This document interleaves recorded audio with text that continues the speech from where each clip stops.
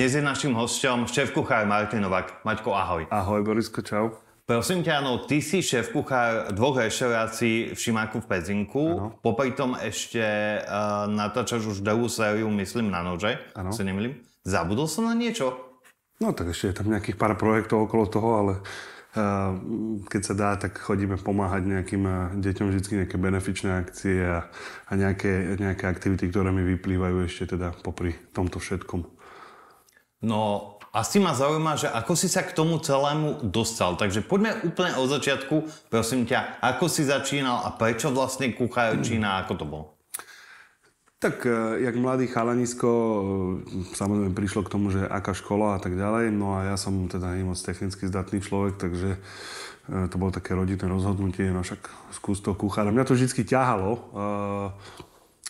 skorej k tým dievčatám na tom varení, než k chlapcom na tie technické práce, takže doma pri mamine, babina, varilo sa u nás dobre, takže to bol taký nejaký prirodzený vývoj. No a potom rodina rada rozhodla, budeš kuchár. A tak som sa dal na hotelku a po pár rokoch som tu. Po pár rokoch, ale teda čo všetko je za tým, že si sa vlastne stal až šéf-kuchárom v Šimáku, lebo asi to bola dlhá cesta. Tak jasné, čo sa týka takého nejakého vývoja zo začiatku, samozrejme po škole, ako som začal pracovať, tak nie vždycky to bolo úplne taká tá cesta, jak by som povedal, že vydláždená. Vždycky to boli nejaké prekážky, však samozrejme ten mladý človek sa hľadá aj v práci. Najprv to bolo, jak by som povedal, najprv tá práca bola fakt len o práci, až neskôr pri zahraničných šéfoch som proste došiel na to, že tá filozofia a celý ten proces toho varenia a tá krása spočíva niekde inde a zameral som sa na tie veci, ktoré ma bavili a rozvíjal som to, čo v sebe mám a dneska je to proste tak, že po 20 rokoch, vyše 20 rokov proste človek dojde až na ten vrchol, prešiel som si rôznymi pozíciami, rôznymi situáciami a tak nejakým spôsobom dostávaš nejaké angažmá a sa dostaneš viac menej na ten vrchol. No a dneska naša hotelová reštaurácia bola 3 roky za sebou najlepšou hotelovou reštauráciou na Slovensku. Dostali sme ako jediný hotel, ako jediná hotelová reštaurácia máme 2 vidličky, ktoré udeluje Gurmán na Slovensku a tak ďalej. Takže je to samozrejme tímová hra, bez teda dobrých kolegov, dobrých ľudí by ani tieto úspechy samozrejme neprišli, takže je to taká nejaká celá procedúra okolo toho. A možno Pezinok, ako si sa vlastne dostal tam? Vieš čo, bývalý riaditeľ hotela ma poznal z predošlých nejakých pôsobení.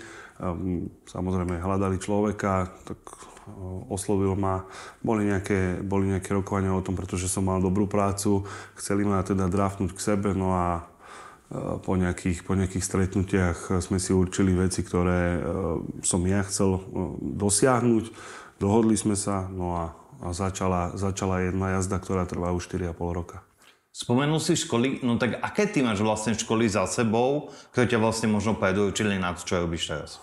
Tak základná škola, to máme asi všetci za sebou, takú klasiku, ale potom som vlastne v 15 rokoch prišiel na hotelovú akadémiu tu v Bratislave na Mikovinyho.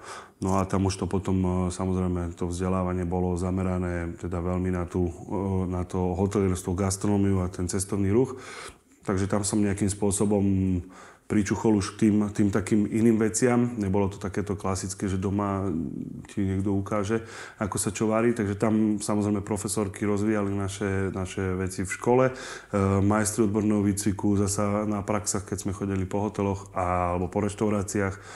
No a tam už proste prídeš do tej tvrdej reality, kde máš dospelých kuchárov, čašníkov, muži, ženy, proste celý taký ten kolobeh toho fungovania v hoteli alebo v reštaurácii a tam už sa ťa nikto nepýta, že či máš 15-16 rokov, ale proste si zaradený, ideš a je to na každom človeku, ako si to nastaví, ako si to zariadi, ako sa k tomu postaví.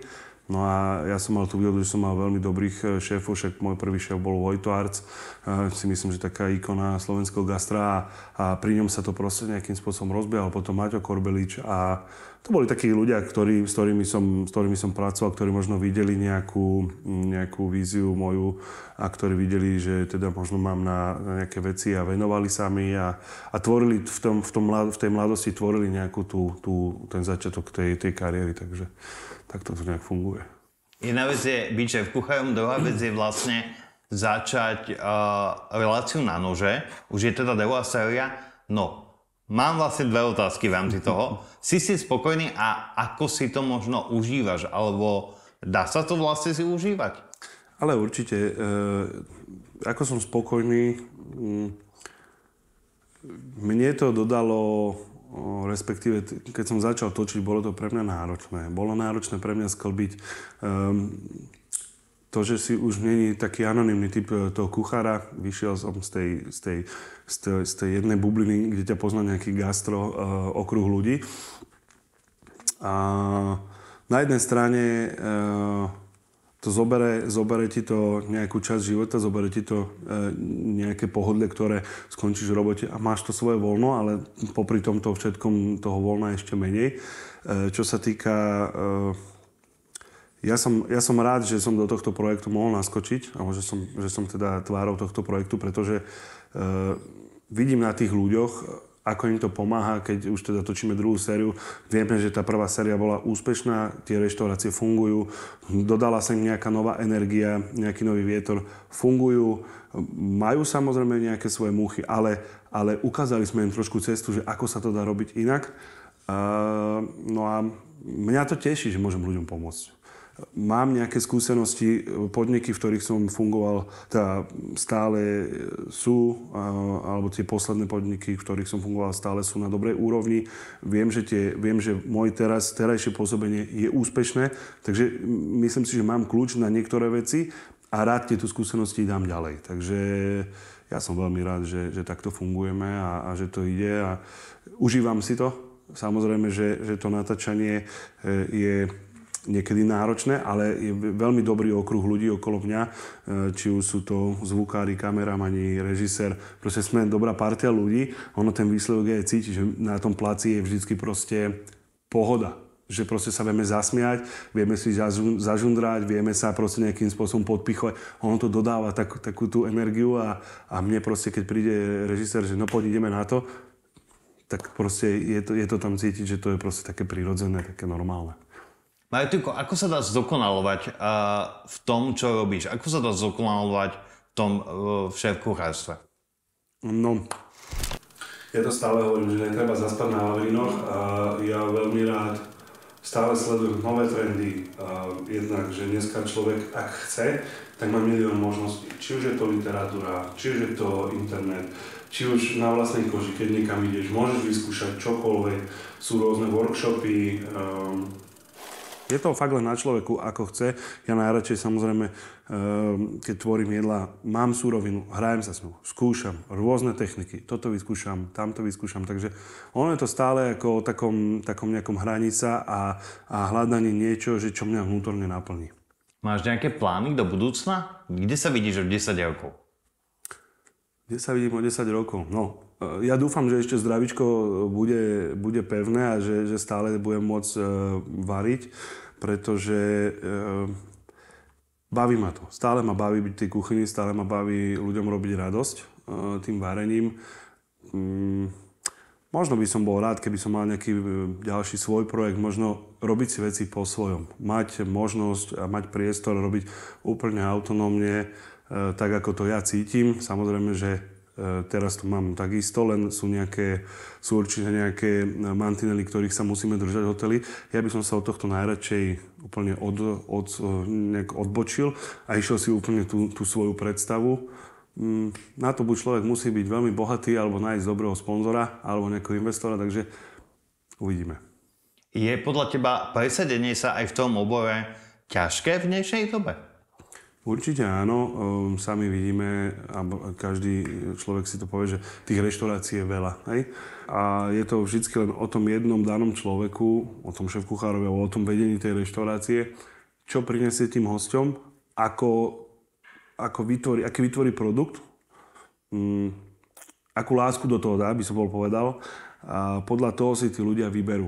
Či k nemu budú chodiť, nebudú chodiť. Je to proste o tom, že čo človek dostane, ako sa cíti. A to sú veľmi podľa mňa také najdôležitejšie faktory, keď ideš do reštaurácie. Pocit a to, čo ti to dá a ako ti to urobí radosť. Máš nejaký odkaz možno pre začínajúcich ľudí v podobnom obore? Určite áno. Na začiatku je tá cesta vždycky ťažká. Prvých 10 rokov podľa mňa v gastronomii je úplne najťažších.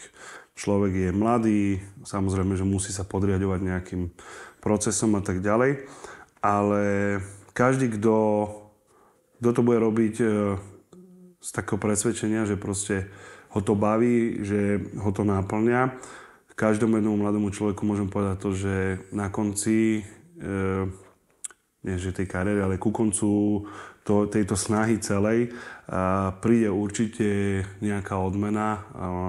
Jednak, že človeka si všimnú za jeho dobrú prácu, čiže nájde si jednak dobré miesto, dobrú robotu.